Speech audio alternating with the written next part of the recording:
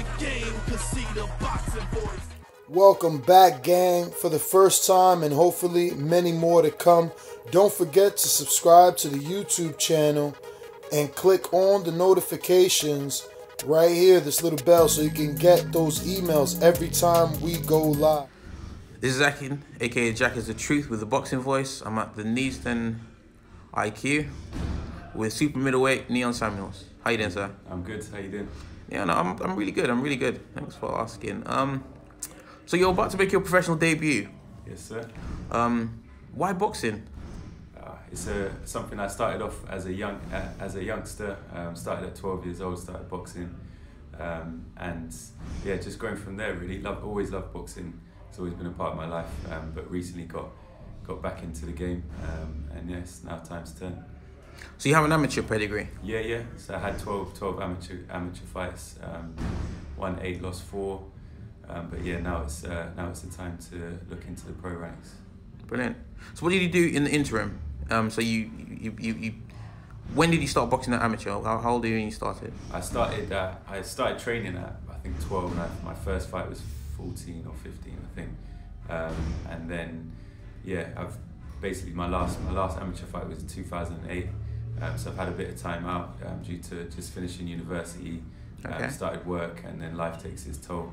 Kind of took me away from the sport a little bit, but I'm back now. Last year I started working in a gym called Boxer under Don Charles. All right. And basically from there just fell back in love with boxing and got back into the scene. Brilliant. So we're back. What did you study at uni? Sport and exercise science.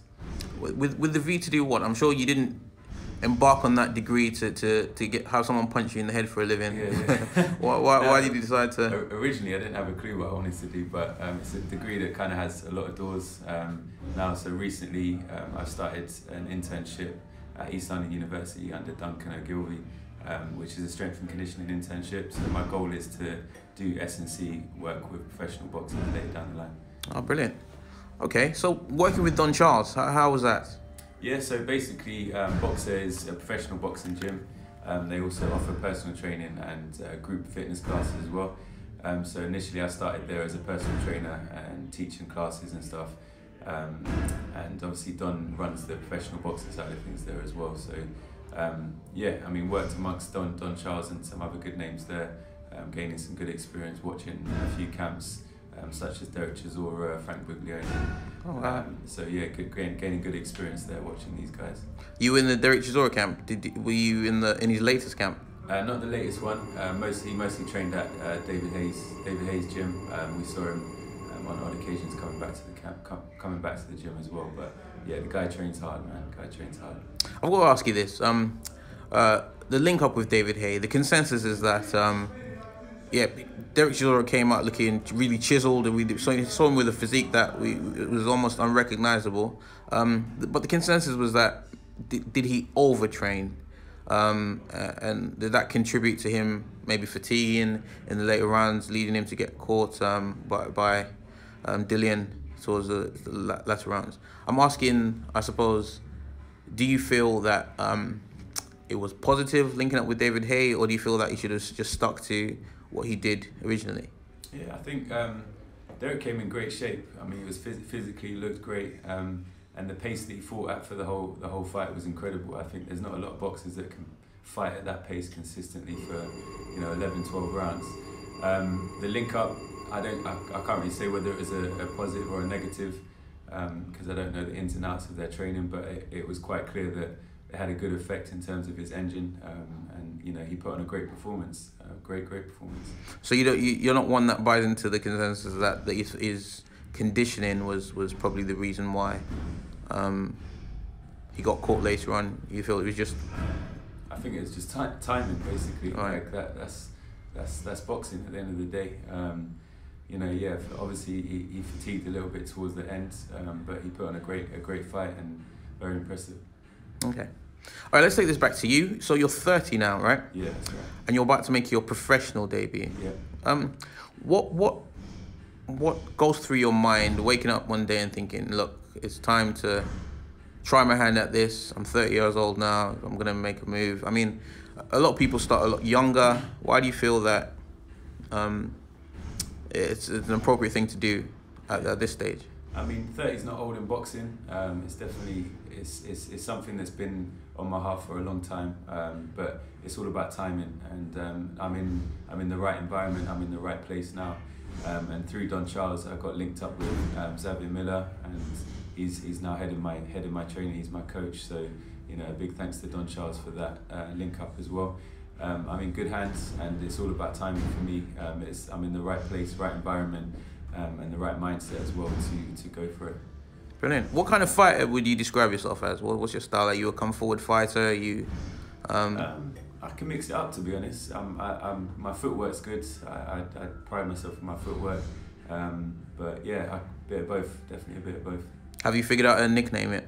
No. I think that stuff's a bit cheesy to start with, but we'll stick to Neon Samuels for now. Yeah, I don't disagree with you. I've met some boxers called the Hammer, some boxers called I don't know, Concussion, and then you look through their records and they haven't really lived up to the nickname that they give. So I suppose it's a smart decision, waiting to see how you get on before you decide.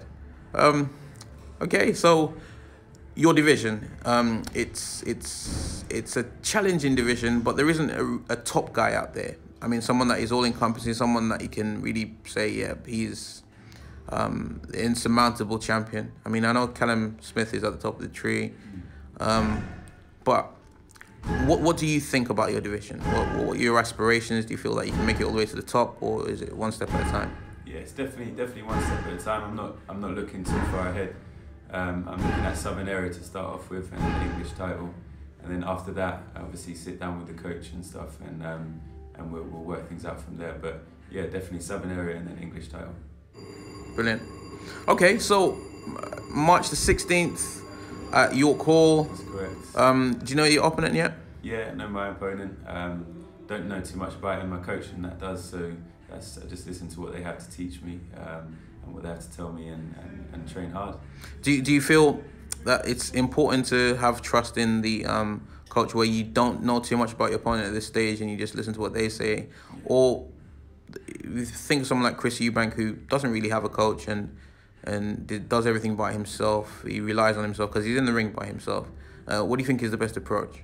I definitely believe having a coach is important, especially someone that's far more experienced in boxing. Has an eye for the sport as well, and of course they can see the mistakes that you make and areas of which you need to pick up on as well. So I'm not naive to that. So yeah, definitely relying on a good coach, which I have. Brilliant. I'm certainly interested and intrigued to see how you get on the 16th. Yeah. What should we expect on the day? A great performance, very great performance, calculated and skillful. Brilliant. Do you have anything else you'd like to add to? Just tune in. Just come along. March 16th. Tickets are available.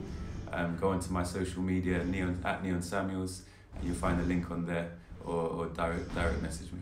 Is that at Neon Samuels on Twitter and Instagram, or just Instagram? Yeah. Why is nobody up on Twitter, man? Twitter's where it's at. It's old school, man. You're speaking. You're calling me on my age then. It's all good. I'll let that slide. Neil Solomon, has been an absolute pleasure. Appreciate you talking to the Boxing Voice. Yeah, look forward to seeing you fight on the 16th. Thank you. See you there.